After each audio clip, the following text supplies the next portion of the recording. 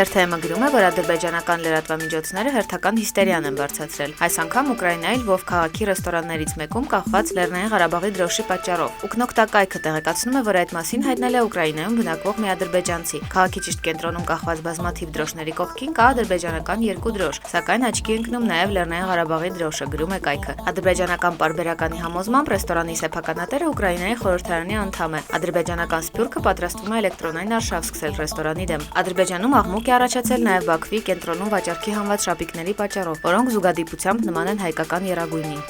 Փեներմինինի փոխանցմամբ այսօր մայիսի 16-ին կբացվի Կաննի 65-րդ կինոփառատոնը։ Այն կբացվի ամերիկացի ռեժիսոր Ուես Անդերսոնի «Ծագող լուսնի թագավորությունը» դրամայով։ Ժյուրին գլխավորելու է իտալացի ռեժիսոր Նանի Մորետին։ Նա բազմիցս մասնակցել է այդ փառատոնին։ Հիմնական մրցութային ծրագրում ընդգրկվել են այնպիսի ֆիլմեր, ինչպիսին են Դեվիդ Քրոնենբերգի «Կոսմոպոլիսը», Միխայել Հենեկենի «Սերը» եւ Քեն Լուոչի «Հրեշտակների բաժինը» եւ մեկ ռուսական ֆիլմ՝ Սերգեյ Լոզնիցիայի «Մառախուղի մեջ դրաման»։ Հայաստանի ազգային կինոկենտրոնն արդեն 4-րդ անգամ կմասնակցի Կաննի ամենամյա միջազգային կինոփառատոնի կինոշուկային։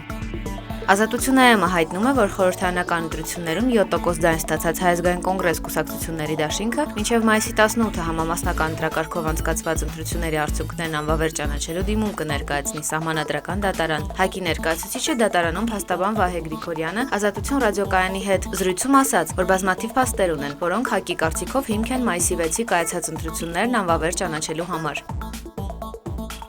7 օրը գրում է, որ խորհրդարանական ընտրություններից հետո քննարկվող ամենաակտուալ թեմաներից մեկը Բարգավաճ Հայաստանի հնարավոր մասնակցությունն է ապագա կոալիցիոն կառավարությանը։ Նաիրա Զոհրաբյանն այս կապակցությամբ երեկ ընդգծել է, որ որևէ կոալիցիա ԲՀԿ-ի համար չի կարող ինքնանպատակ լինել։ Մի քանի նախարար ավել կամ պակաս ունենալ կամ չունենալը ԲՀԿ-ի համար որևէ նշանակություն չունի։ Մեր խնդիրն ավելի գլոբալ է, այնպիսի կառավարության ձևավորումը, լինի դա կոալիցիոն թե ոչ, որ օր առաջ ձեռնամուխ կլինի երկրի առջև ծառացած լրջագույն մարտահրավերների լուծմանը, ասել է Նաիրա Զոհրաբյանը։ Երկիր փոխանցմամբ երեք լրագրողների հետ հանդիպման ժամանակ Երևանում ԴԻՀ ակումբի ղեկավար Արմինե Օգանեզովան ինքը ծոմակը հայտարարել է, որ ակումբի պայթյունի հեղինակներին գրավի դիմաց ազատ են արձակել, իսկ գրավի գումարը տրամադրել են ՀՅԴ падգամավորներ Արծվիկ Մինասյանն ու Հրայր Կարապետյանը։ Ծոմակը հայտարարել է, որ իր ակումբի դեմ պայքարը հովանավորվում է Դաշնակցության կողմից։ Այս կապակցությամբ Ազգային ժողովի ՀՅԴ խմբակցության падգամավոր Արծվիկ Մինասյանը հանդես է եկել հայտարարությամբ, որում մասնավորապես նշվում է. դատապարտում եմ ակումբի սեփականատերերի եւ նրանց աջակիցների կողմից երևույթի անհարկի քաղաքականացումը եւ հատկապես ՀՅԴ անվան շահարկումը։ Եթե ակումբի գործունեության մեջ շահագրգիռ անձիկ փորձում են այդպիսի գործելակերպով ճանաչում ձեռք բերել եւ իրենց վրա հրավիրել հանրության ուշադրությունը, ապա խորհուրդ կտամ զերծ մնալ մերկապարանոց հայտարարություններից, առավել եւս երբ իրենց արդեն հաջողվել է ճանաչում ձեռք բերել իրենց ավելի հարազատ միջավայրում։